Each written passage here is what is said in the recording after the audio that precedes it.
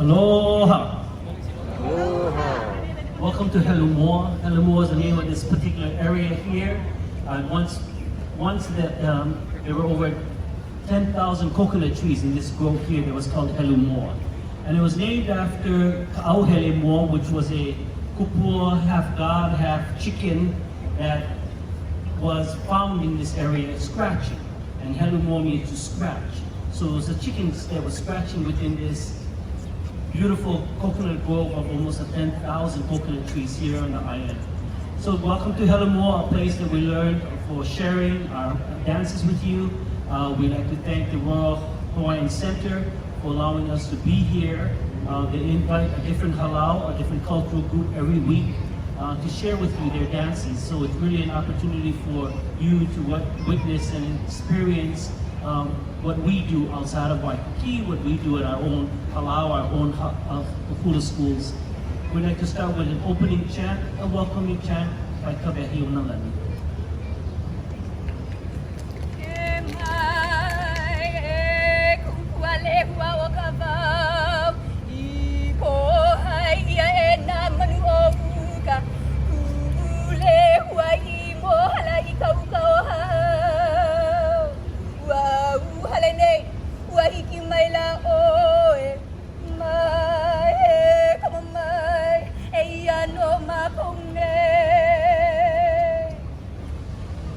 This is followed by our dancers who ask for permission to enter into our space.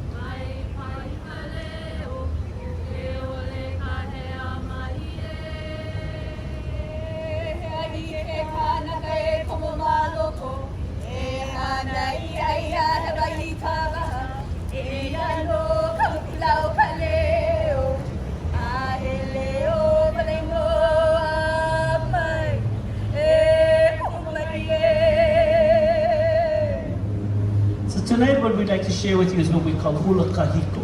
Hula is the dance that's indigenous to these islands, and kahiko is a style that actually literally translates as old, an old style of dancing, which will be very different than our modern hula awana.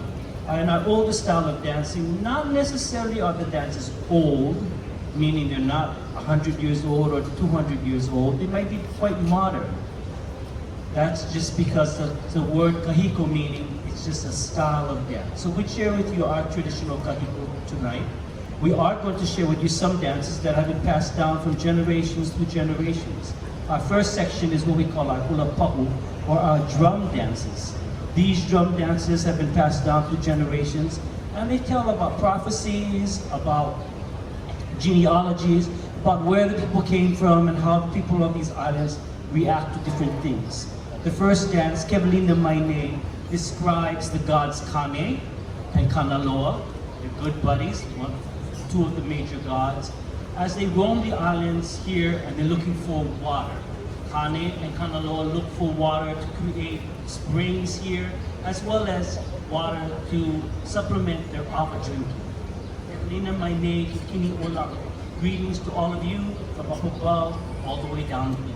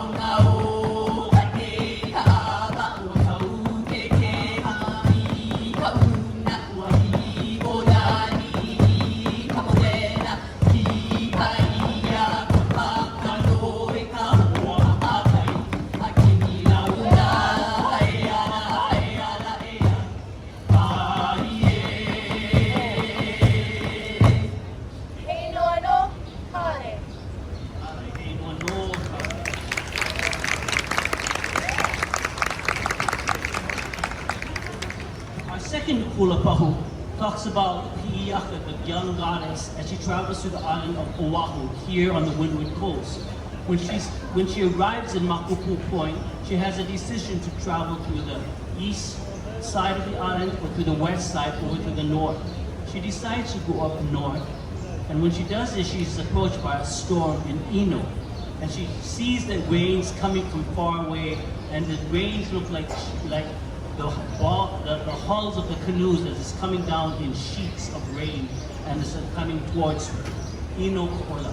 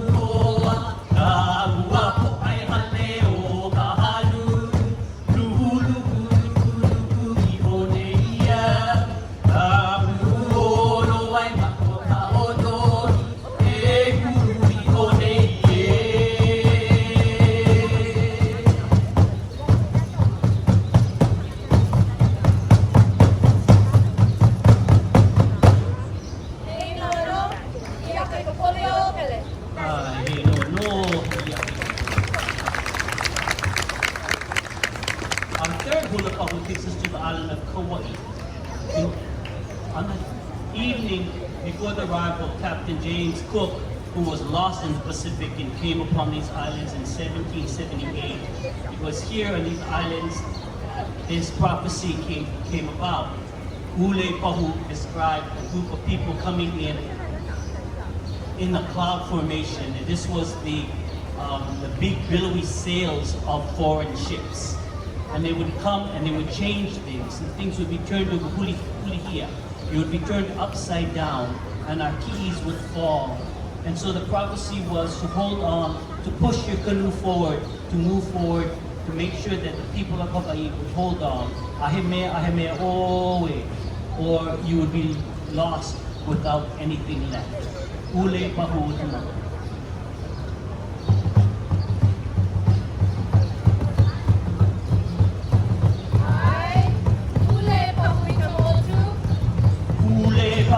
Motu, Noa tele Allah, Ahe Papuita Motu, Iho Ilota Aha, Etuana Ati, Atau Maita Hailo, Emana Oholoita Motu, Uliata Haule, Ule, Ego Ita Paitai, E Pahuita Motu, Iho Atele Allah, Epo Aite Toa. Toa vahi, ule pahuita motu, unoa tele Allah, a e pahuita motu, Iho ilota aha, e tu wana ati, a tau mai ta haila, e mana o holo i ta motu, uili a ta haule, e tu i ta hoi uli, e kohe i ke panetahi, e pahu i ta motu, iho a tele ala, e poa i te toa, ahe tu toa vai, ahe mea oe,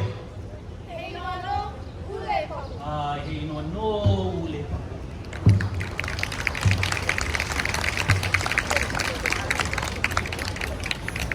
There are many stories in our hula kahiko that we tell, and a lot of them deal with the gods and goddesses. In our tradition, our gods and goddesses are people who create the land, they are the people who create the images of human-like form, the plants, the people around us, the mountains. Pele, the goddess of fire, is probably the most prolific stories that come from her lines of legends. Pele comes from the islands of Waikiki, beyond these islands of Hawaii, and an area called Hawaii, a heavens that doesn't actually anchor in any one place, it floats. And she comes to these islands on a battle with her sister Namako Kahai. Namaka is the goddess of water, Pele the goddess of fire. She creates each of these islands as she walks, as she goes through the island chains, creating larger island mass, creating mountain mass. Finally, when she gets to the island of Hawaii, it is there that she begins to build her crater, Helumoa crater, her home. It is there that the lava flows still flow today. You can go to the island of Hawaii and you can see the crater is still bubbling up. Aila o Pele in Hawaii describes the stories of Pele as she shoots her fountains of lava up hundreds of feet up into the air. Aila o Pele.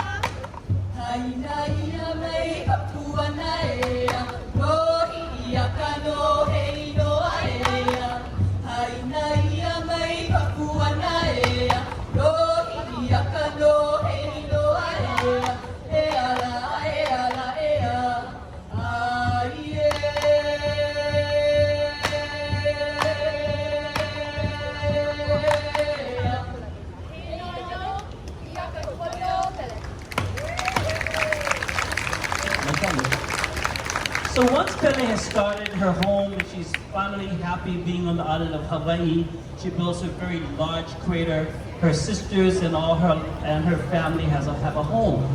Pele, now that she's done all her work, wants to be entertained, and so she asked her sisters, her brothers, her family members, who wants to sing for me, who wants to dance for me? Pele, being the goddess of fire, has a very short temper. The sisters all said, you know, Pele, if you're not happy, what happens? you get upset and you let your fires run. So all her sisters say, no, we will not sing for you, we will not entertain you. Except the youngest, Hi'iaka. Hi'iaka is Pele's favorite, and she says, I will dance for you. I will tell you a story of my friend Hopoi. As she and I sit at the beach and watch the waves come in, we listen to the wind and we see the rolling surf and the trees and the hala grove swaying in the breeze. So Pele Hi'iaka gets inspiration from the ocean, from natures of trees, palm trees, hala trees, and she begins to dance Ke hala puna I kamakani.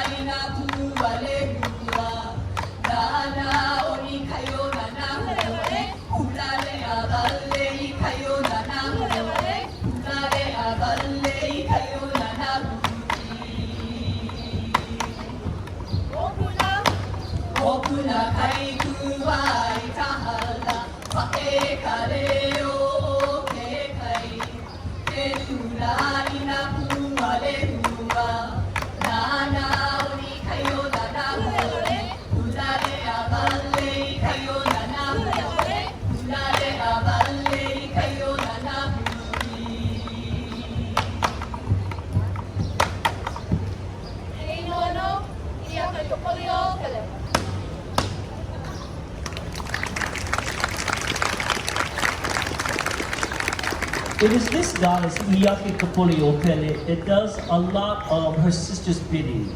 She goes on a journey from the island of Hawaii all the way to the island of Kauai. And she goes to the island there to go fetch Lohiau, Pele's dream lover, a lover that Pele has dreamt about and she wants her sister to bring back from the island of Kauai to Hawaii Island so that he can be her husband. Hi'iaka agrees to take this journey, but she tells Pele, remember my friend Hopoi, she lives in the puna, down in the forest grove below the crater. If you are to vent, you let your steam out and your lava flows roll down the hill, please do not let it go to Puna, where my friend is. Pele agrees and she says, go on your way. Well, as Hi'iaka finds Lohiau, she begins her journey back, crossing the Ka'i'e channel, which is between the island of Kauai and here Oahu. She sees Moana Nui Kalehua, an image in the clear water, and she realizes that this is an image of her homeland, where the tall lehua trees are growing up strong and tall. And she realizes her friend Hopoi is running and being very afraid of the lava that's coming down the hill. Pele, in her impatientness, had destroyed Hopoi's lehua grove and turned Hopoi into a lava stone. Ke hala puna I kamakani. Nolu ni kahalekai.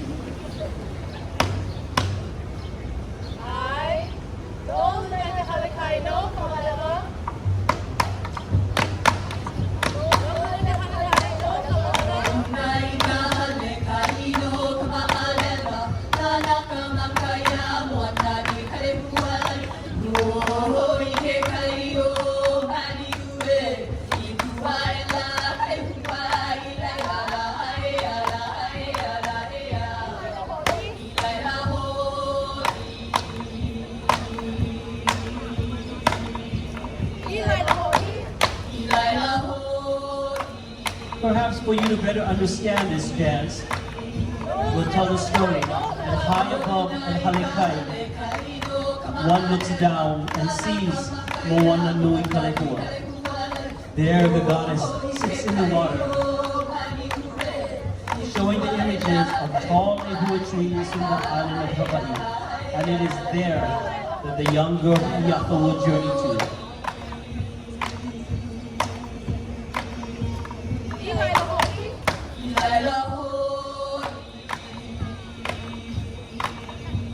Hopoi Kalehua. For it is Hopoi who is afraid of the lehua. She's afraid of Pele, who is coming down the hill with her lava flows, all the way to the shores of Puna.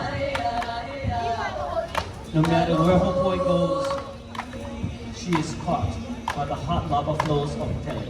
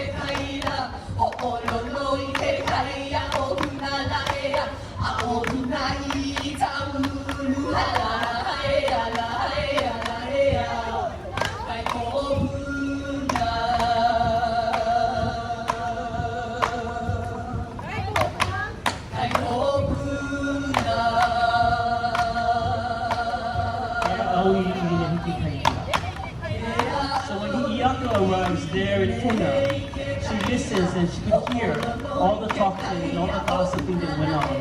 But she realized that it is Hopoi who is gone and Pele did not keep her promise.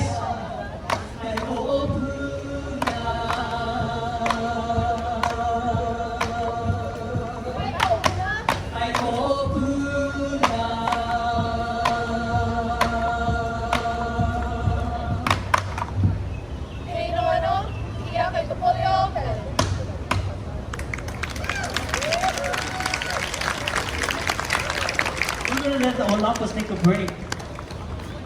And we have guest audience tonight.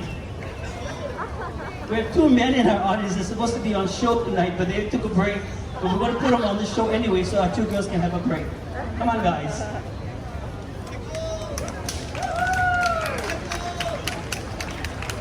They were actually doing family things, but we're going to Shanghai them since they showed up over here to give our Olapas a break.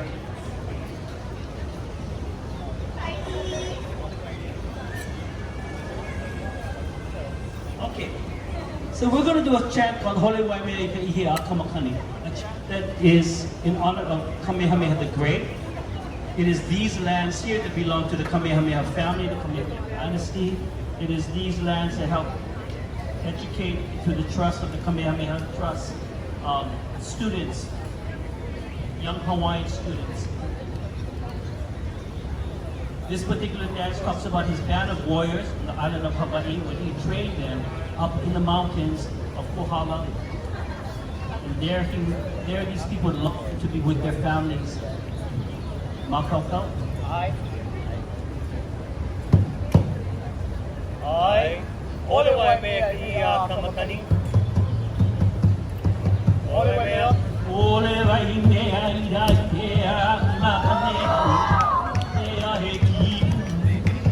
Lahu Kalai he yana ke anu o e kana hele o maiki na ho e tamala na ke a he ki o luha ka o Hawaii aui nini au e ka pua o ko e ha I ke anu kana hele o mai e ala he Aloha Waikiki. Aloha mai ume ko wala me ko no amakala na o he ko olau a pui kana hele o ma huale ala Pele hi hele te aloha mo olau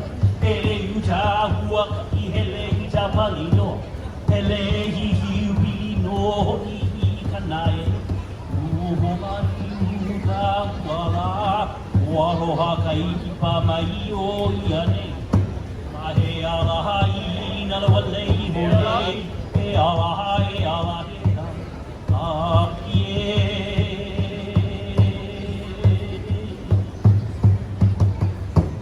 Kino no Kamehameha. Ahino no. Next slide.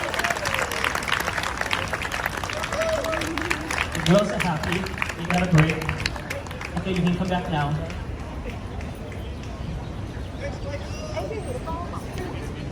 We're going to be sharing with you some of these dances that have changed in history.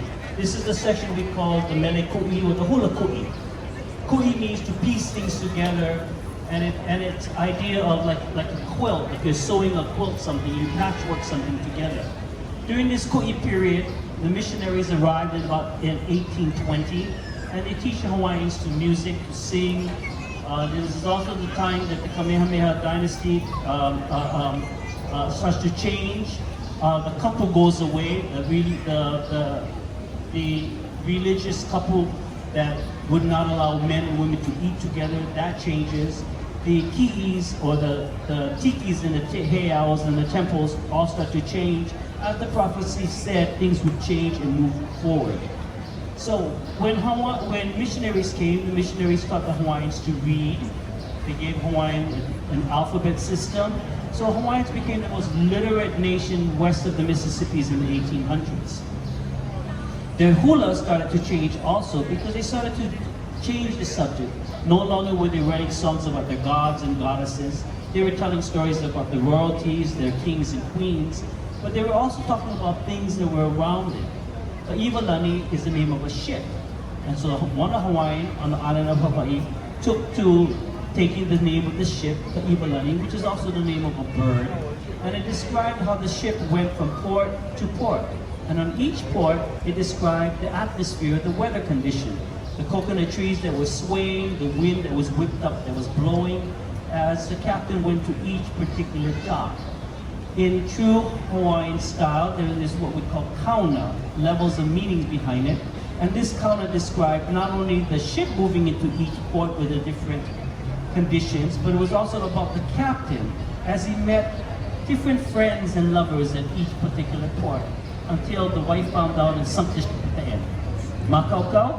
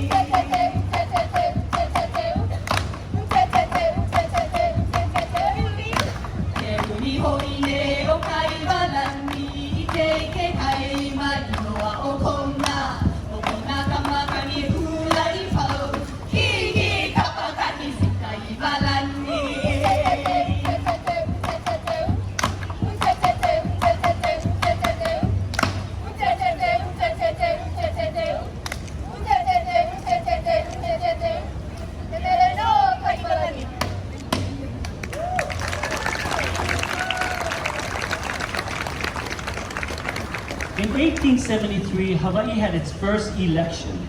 William Charles Lululilo became the first elected king here in the islands. It was during his 1 year short reign that the people of Hawaii celebrated many things that took place, being that one election. In the newspapers during that time, it talked about the city of Honolulu being filled up to its nose with people, that all the people that could vote came to cast their balota, their ballot for their king Luna Lilo. This particular mele talks about that occasion, that triumph for the king and the people that celebrated with him.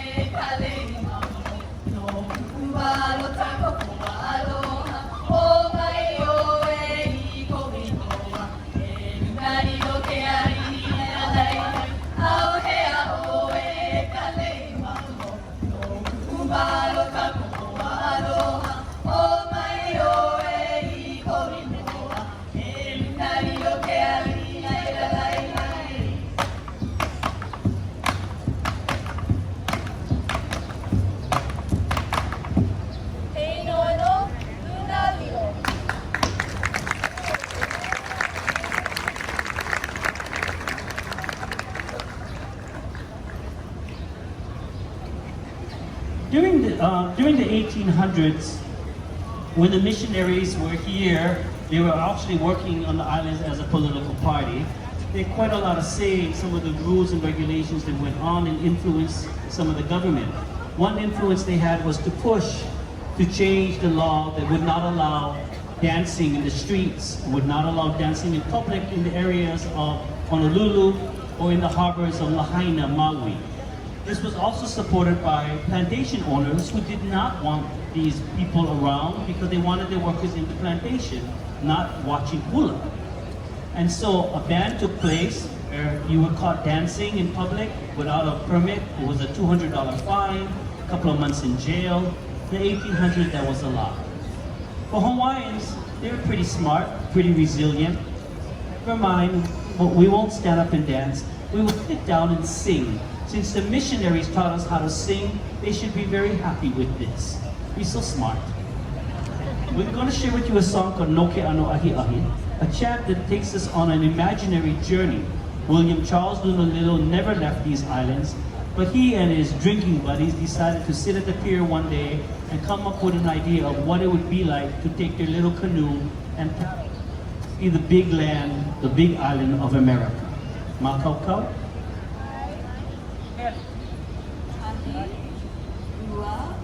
Holu, pa, kipa, ai, noke ano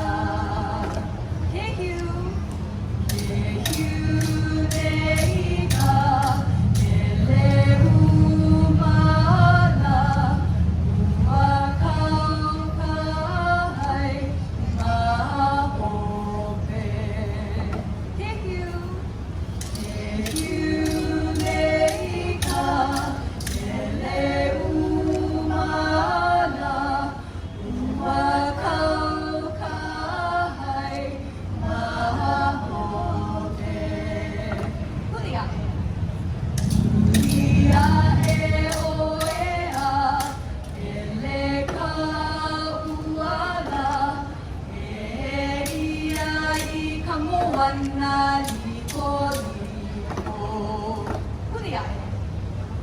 Hulia e o ea, ele ka uara, e ia I ka moana liko liko. Hawaku, hawaku ka ua, ahoina, e ike I amaleka ailana. Hawaku, hawaku ka ua, ahoina, e ike I amaleka ailana. Haina, haina kainoa, no ke alina, no kalani unaliro he inoa. Haina ho. Haina kainoa, no ke alina, no kalani unaliro he inoa. No kalani unaliro he inoa. He inoa no Hula.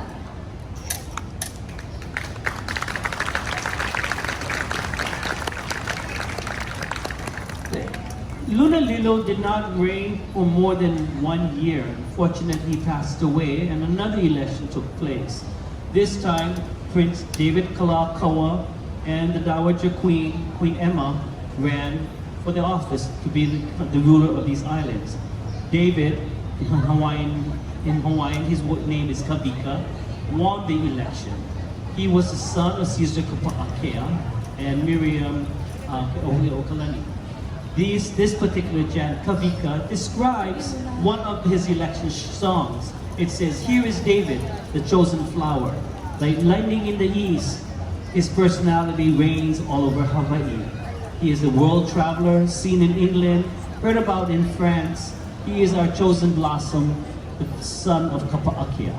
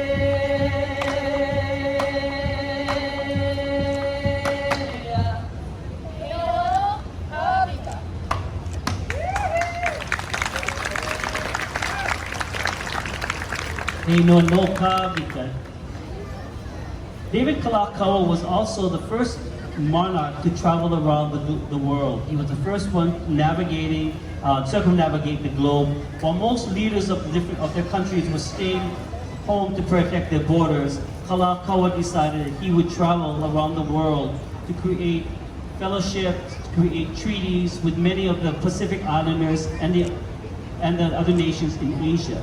He traveled from here to San Francisco in California, and from California they crossed the Pacific over. His first stop was Yokohama, Japan. As he worked around the globe, he realized that many of the people in their nations stood up and danced their songs and were very proud of their culture. When he returned to the islands, he was confused. He couldn't understand why the rules of not allowing their own Hawaiian people to dance their own Hawaiian dances. So he changed the rules. He created a coronation, his 50th Jubilee. He invited all the hula practitioners from around the islands that were still dancing and teaching hulas privately, and invited them all to dance publicly on the grounds of Kapi'olani Palace. Holowana o Kalakaua describes Kalakaua and his journey, this particular journey that he made many journeys, this one to Washington, D.C. Holowana o Kalakaua, traveling is our king.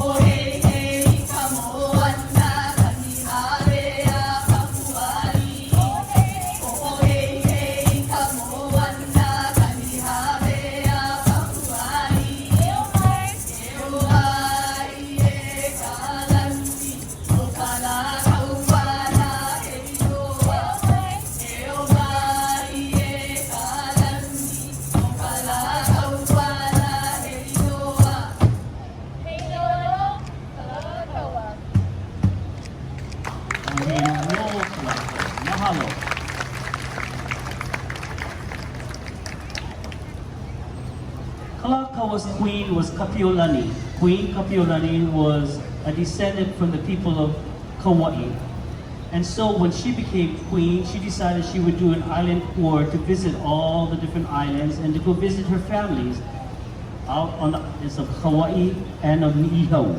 On her visit to Niihau, the people came out and they shared with her many of the stories of the particular island, of this mysterious island. Even today, you're not allowed to visit it. It's a privately owned island, and it is owned by the Robinson family. So you need an invitation to actually go to this particular island. The island holds about 200 native Hawaiians today that still speak in their native language and in this particular dialect of Niihau. When the queen went there, she visited the pa'o fish, or a spring that came out of the water, out of the ground, so she could drink water. She went to the hala groves of Halali'i, where she saw the hand-dug sugar cane, and she saw the ulu fruit, or the breadfruit that grew on the ground. She also saw the phenomenon of when the sun rises behind the island of Kauai, and when it turns, it brightens up all of Niihau. E ho ike aloha Niihau, let the beautiful queen return to the island of Niihau.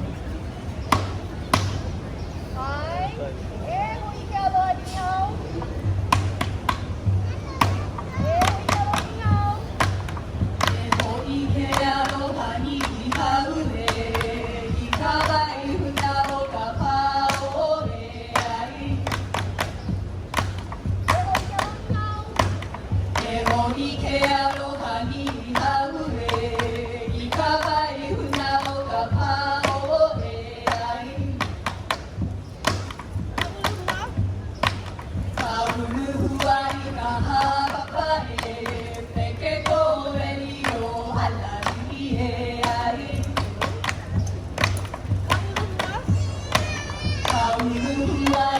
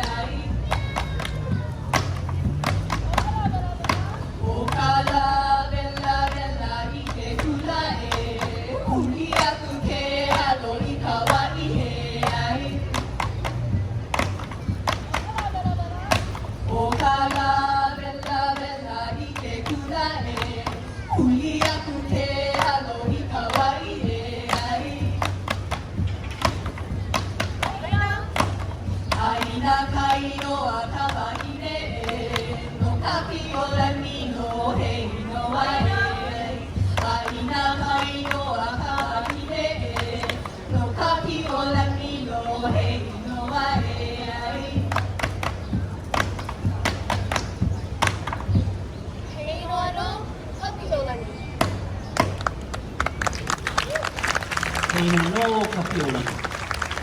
Here in Waikiki, this used to be the playground of the kings and queens. You hear the song, you hear the name Kalakaua, the name of the avenue here named after David Kalakaua. You hear Kapi'olani Park, named after the queen, Kapi'olani. There's a hotel named after her.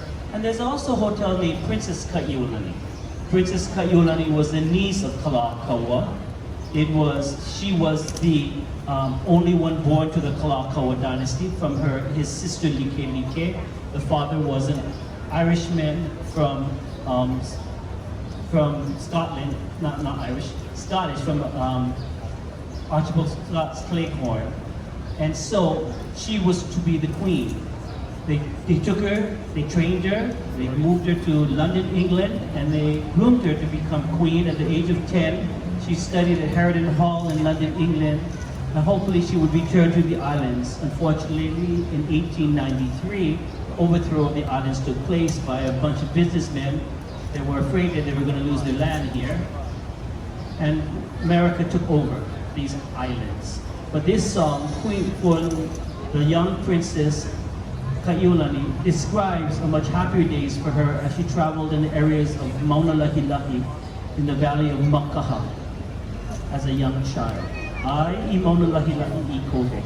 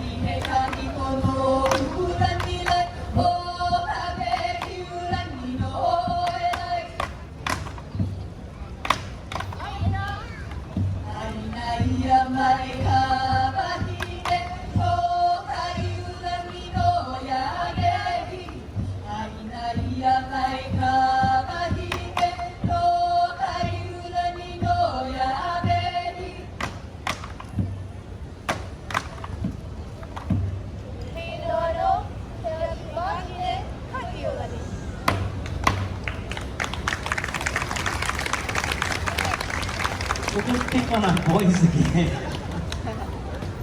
We asked them to join us up here because I want to do this particular dance called Ayamoroka Ikuiwa. We talked about this particular period being an era of changes, of merging traditional dances with other Western forms. This is a very good example of a dance on this Ku'i period where things were pieced together. Hawaii was a trans-Pacific stop from North America to Asia. Many ships stopped here in the islands. On the ships were big musical groups, bands that played to entertain the passengers. Also many dances, social dances took place. Hawaiians saw a lot of this and they embraced some of these Western movements and started to change some of their traditional dances that was at one time sedentary. You stood in one place to dance. Now they started to move around a little bit like social dancing. They started to look at it that way as a partner.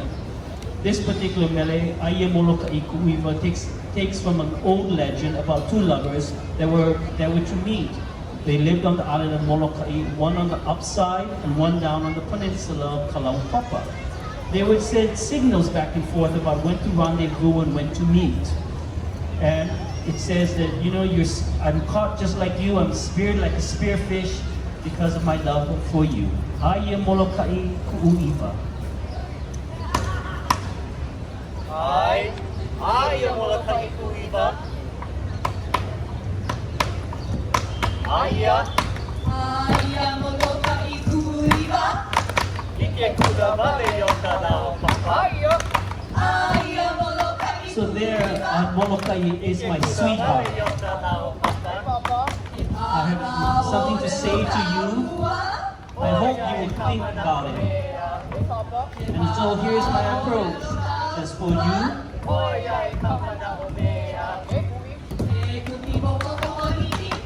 for I'm a little excited about this rendezvous with you.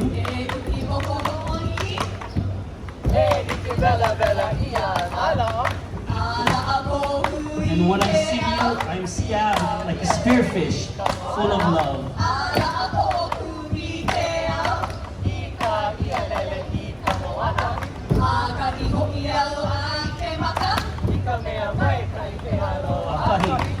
So this is my first time around with you, and it's so my cutting, so great.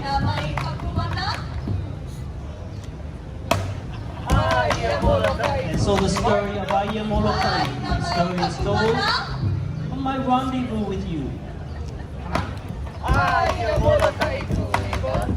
Kui.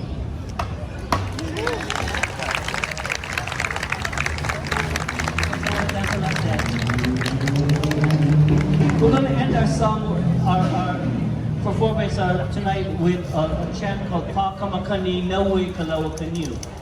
It's written here on this column over here, the first two lines of our chant, Pakamakani Noeau Kalawakanu Kapua Kovale Hula.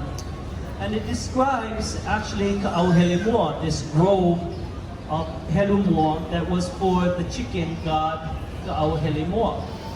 It believed that he could command nature to distract his opponent. So during his chicken fight, he would distract his opponent with the wind, the moving of the coconut trees, the rain, sheets of rain, different parts of nature that would take place. It's a fun dance, it takes place, it teases the whole idea of perhaps when I first meet you, like Ka'au would tease his opponent, I would get under your skin a little bit, and maybe, you know, that little chicken skin feeling, getting the opponent excited about what's happening and what's coming next during his battle. I'll always won his battles because he cheated. Makaukau? You guys all dancing except yours. Ai Pakamakani Noeau Kalawakanu. Pakamakani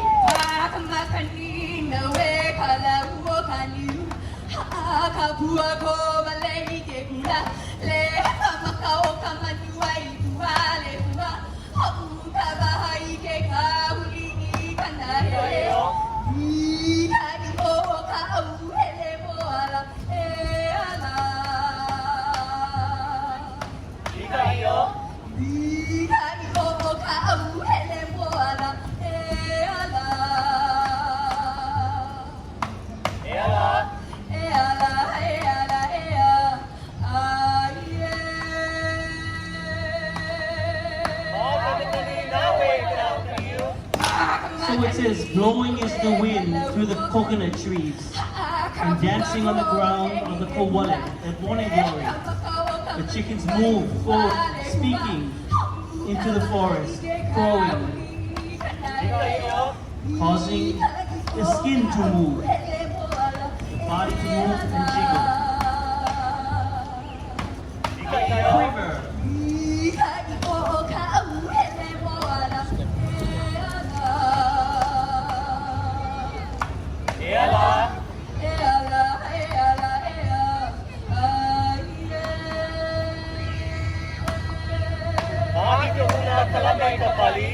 in his power, Ka'au would cause the lama berries to shoot out red images.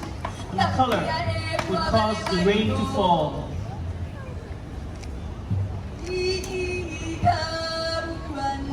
At a slanted position, the rain would come down, caressing his opponent.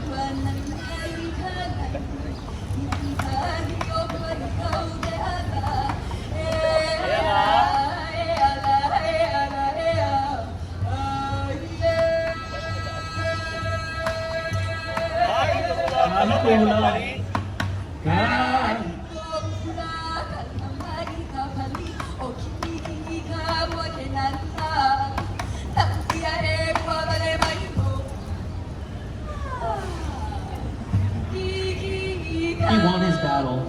Like I said, he always cheated.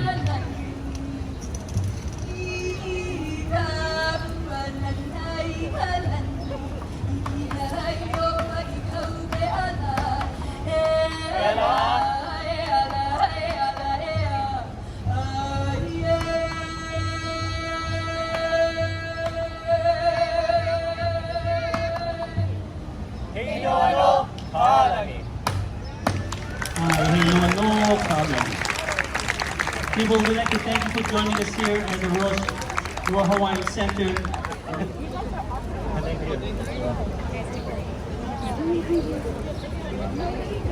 Very cool move. 1, 3 here. 1, 2, and 3. Again, 1, 2, and 3.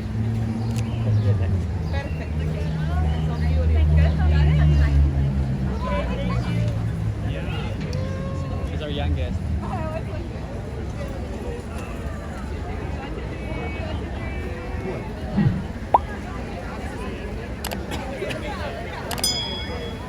I think the one that we're gonna see.